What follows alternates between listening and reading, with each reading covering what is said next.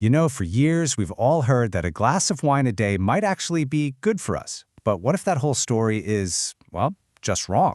Okay, let's dive into this, because the science on alcohol is going through a massive change, and what we're learning is a total game changer. I mean, it's the question we've all asked ourselves, right? Maybe while pouring a drink after a long day. Is this really helping me relax and protecting my heart? Or am I just telling myself a story I want to believe? Well, it turns out the answer is way more complicated and, frankly, a lot more sobering than we thought. So on one side, you have that comforting old narrative that moderate drinking is this sophisticated, maybe even healthy thing to do. But on the other side, there's this tidal wave of new science telling a completely different story, one full of hidden dangers and real risks, even at amounts we used to think were totally fine. Okay, so where do we even start to pull this apart? Let's begin with what is maybe the most shocking part of the new science, the undeniable and honestly pretty unnerving connection between drinking alcohol and cancer.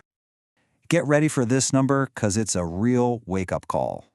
According to a 2024 report from the American Association for Cancer Research, over 5% of all cancers diagnosed in the U.S. are directly caused by alcohol.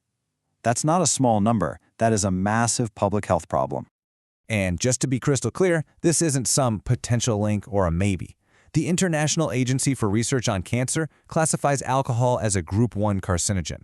That's the highest risk category there is. It puts alcohol in the exact same league as tobacco and asbestos.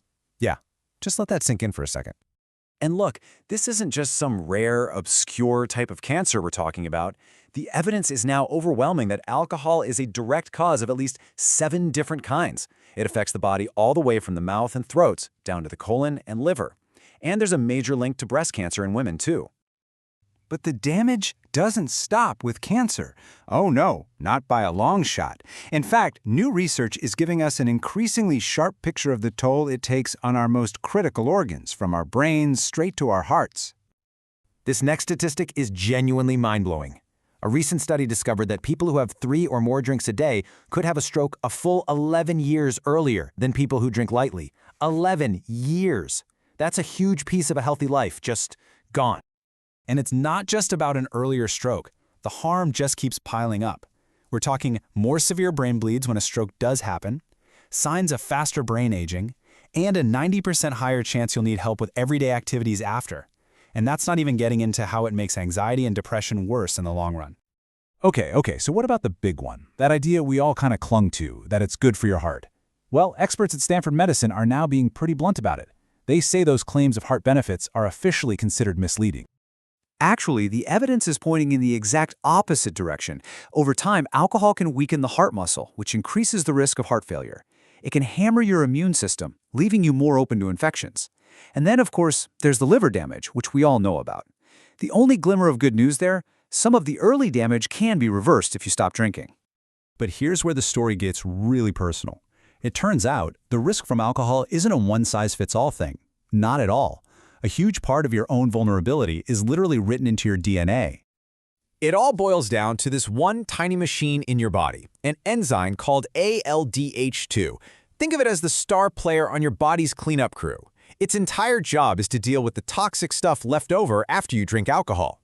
But for a lot of people, especially people of East Asian descent, a common genetic tweak means that cleanup crew star player is, well, kind of slow.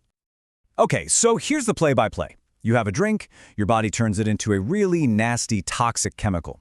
That ALDH2 enzyme is supposed to jump in immediately and neutralize it. But if you have that specific genetic variant, the enzyme is sluggish. It doesn't clear the toxin out fast enough, so that poison just hangs around in your system way longer, causing a lot more damage. So what does that actually mean? It means that for someone with this genetic trait, having a single drink can have the same toxic effect on their body as 4 or even 5 drinks would for someone else. Your risk is just, it's multiplied. It's that simple. So, with all this evidence just piling up, from cancer to our own DNA, it's no wonder that countries around the world are starting to seriously rethink their whole approach to alcohol. And that's leading to some big changes in health advice. Let's look at China, for instance. Their latest guidelines suggest not going over 15 grams of alcohol a day. And just so you know, that's roughly 1 can of beer or 1 small glass of wine. And it's not just China. You see more and more countries pushing for regular alcohol-free days, and there's a growing agreement that binge drinking just isn't worth it. And if you need one final nail in the coffin for the healthy drink idea, this is probably it.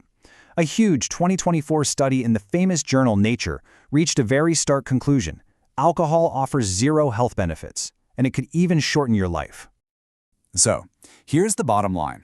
The science is spoken, and the verdict is pretty clear. The evidence for the harm alcohol can cause is just overwhelming. And that old cozy idea of a healthy glass of wine, it's pretty much a myth.